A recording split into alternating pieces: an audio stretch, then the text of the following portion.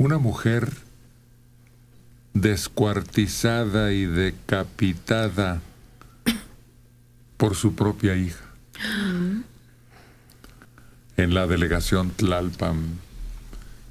Pero es que en la vida real están ocurriendo crímenes tan espantosos que no puedes dar crédito muchas veces. A ver, Marcos Hipólito, escuchen el reporte de lo que estamos diciendo. Si esto se trata de una mujer de 59 años de edad, María Silvia Hernández Velázquez, fue decapitada y descuartizada. La mató su propia hija, que según versión de familiares padecía esquizofrenia.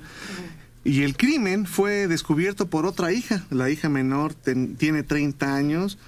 Ella descubre el horrendo crimen porque al entrar a la recámara de su madre, la ve tirada en el piso y se da cuenta que tenía cortados los brazos y manos, pero ahí estaban acomodados junto al tronco como si fuera un rompecabezas unido. La cabeza estaba en una maceta.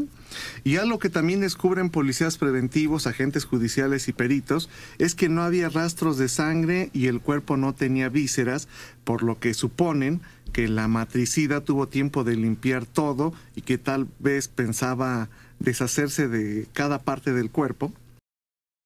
Pues terrible lo que descubre Nancy Álvarez Hernández, de 30 años, porque como que algo presintió, fue a la casa de la mamá, entra y se da cuenta del crimen cometido por su hermana, Margarita Álvarez Hernández, de 45 años, quien al momento de ser detenida por policías preventivos, confiesa que mató a su madre, pero después ya comienza a decir muchas incoherencias.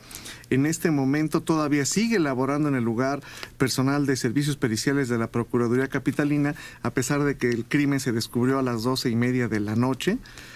Allá, en el pueblo de San Pedro Mártir, delegación Tlalpan, repito el nombre de la mujer asesinada, María Silvia Hernández Velázquez, 59 años, por su propia hija. Es que ese tipo de males hay que considerar qué tan peligrosos puedan en su evolución transformarse, qué tan grave riesgo encierra un hogar, una familia, cuando ya los médicos diagnosticaron esquizofrenia. Pues aquí por un lado es la falta de información completa por parte de la familia, generalmente son de custodia, pueden tener una vida funcional, poco independiente para un trabajo, pero es obligado y de por vida el tratamiento farmacológico. Y muchas veces la familia no está al pendiente de eso. Y muchas veces el paciente no se lo toma. Sí, progresivamente hay un deterioro. El medicamento no va a ser reversible, el estado anímico ni mental del paciente. Es irreversible la enfermedad, pero detiene ese deterioro. Y hay modificación de conducta, hay adaptación a ciertas rutinas en la casa, desde ahí se empieza.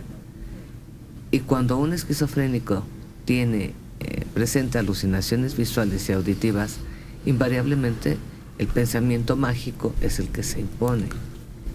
Ahora, desgraciadamente, no se le puede aplicar la justicia plenamente. Sí, no. Por su condición de desequilibrio mental. Sí, no. No con todo el peso de la ley en cuanto a pasar a ocupar un reclusorio femenil, pero sí en una zona psiquiátrica de un reclusorio femenil, con tratamiento farmacológico y cuidado. Y ahí si no es custodia, es represión total. Pero sí se aplica la ley, como paciente psiquiátrico y en celda psiquiátrica. Bueno, acuérdate de un criminal que ejecutó a varias mujeres y que recibió ese tratamiento y al final terminó hasta una carrera y salió de la cárcel equilibrado, así entre comillas. Todo depende de la cantidad de análisis y conclusiones a que lleguen los que determinan la culpabilidad o no existe esta. Acabamos de ver el caso de Mamá Rosa, a la que consideraron inimputable de tantas acciones peligrosas que se llevaron a cabo en su asilo. La corrupción está a todos los niveles. Y yo son dos de los casos en los que me opongo y me resisto totalmente. El caso de Goyo Cárdenas fue una de los peores errores que se pudo haber cometido, en muchos sentidos, que no voy a discutir, porque no acabaríamos, y tengo mi postura muy rígida en ese sentido. Creo que fue una estupidez de las más grandes y se dejaron manipular por un esquizofrénico de una manera espantosa. Y en el caso de la señora Rosa, pues la protección de un expresidente le dio la impunidad, y mayor gesto de corrupción no pudo haber. El dueño de un auto estaba llegando a su casa en Nonoalco, Mixcoac. Pero antes de terminar de estacionarse, dos sujetos se acercaron con la intención de despojarlo. Uno de ellos con un arma de fuego, pero como fue observado por el hombre, este sacó su pistola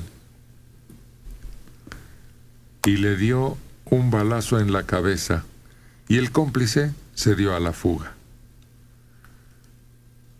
Reporte policíaco refiere que el dueño del auto con placas del DF estaba afuera de su casa en Botticelli y declaró lo que acaban ustedes de escuchar. Dijo que a los pocos segundos un hombre que llevaba pistola se le acercó y exigió que le diera sus pertenencias, y después le pidió el coche. Pero ante el temor de que le hiciera algo, ya había tomado providencias para defenderse. Sintiendo miedo, pero más por ser víctima, disparó primero que el delincuente, y el disparo le dio en la cabeza, cayendo desvanecido en la banqueta. El otro individuo, al ver que su amigo había sido ultimado, huyó, corriendo, y se perdió entre las calles de la colonia Nonoalco, Mixcoac. Pero es que ahora ya todo el mundo tiene miedo de ser sorprendido en un momento determinado, inerme. Oye, ahí fue el asalto al funcionario de Televisión Azteca, en esa misma calle. El que narró. ¿Que la escolta salió? Sí, fue en esa misma calle, Botticelli. Pues qué curioso que algunos trabajan, vamos a decir entre paréntesis, entre comillas, cerquita de su domicilio, sí, los para delincuentes, no tener problema, para poder correr y ocultarse. Y desaparecer la mercancía y contar con la protección de los vecinos, que muchas veces son los que impiden que las autoridades entren al edificio o a la zona, sí, para llevárselos. Y bueno, pues esta calle se ha convertido en la oficina o centro de trabajo. Ahorita vengo, vieja, voy a trabajar. Nada más que ya no regresó. Dice, menciona sector, tuve miedo, el señor que fue asaltado, tuvo miedo, era muy grande su miedo, pero fue mayor su adrenalina de sobrevivencia. La adrenalina es para huir o para enfrentar, y siempre va a ser para sobrevivir o sucumbir. Aquí fue más fuerte su instinto de sobrevivir, que se sobrepone al miedo y lo domina. ¿Y cuántos otros por miedo matan para poder sobrevivir? Bueno, pero este sobrevivió y enfrentó porque traía con qué. Sí.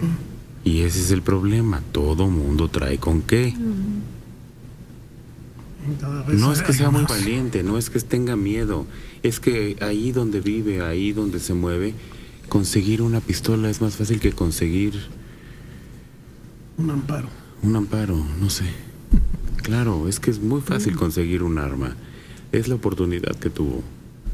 Había una frase en mi pueblo cuando la niñez que decía, bueno, pues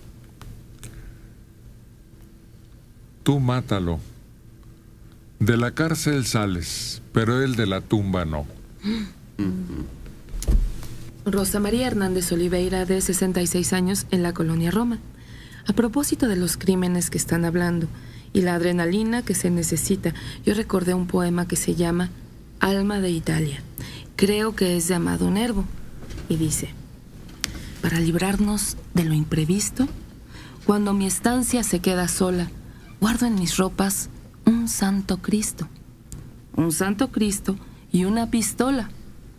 Si quien me acecha, siendo un malvado, también es hombre de religión, valdrále el Cristo crucificado.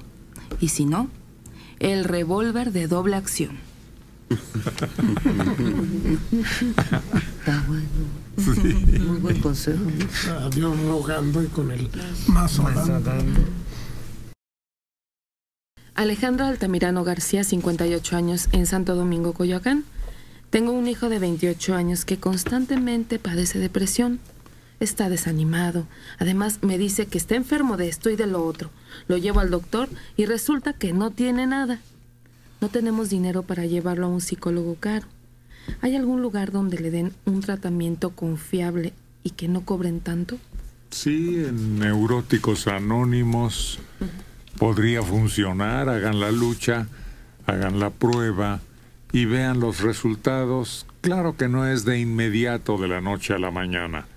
Necesita varias sesiones para incorporarse a su grupo y a su asunto. Mire, el problema no es solo la depresión en una edad tan temprana, sino que ya empieza a desarrollar signos y síntomas de enfermedades que no existen. Esta ya es una segunda conducta de alerta, porque de ahí puede desencadenar 10. Yo le sugiero que vaya al Hospital Fray Bernardino Álvarez. Ahí hay atención para adultos jóvenes, el otro es para niños, o al Instituto Mexicano de Psiquiatría, que también tiene consultas muy accesibles y tiene los mejores especialistas. Las dos instituciones están en Tlalpan. Localícelas: Instituto Mexicano de Psiquiatría y Hospital Fray Bernardino Álvarez.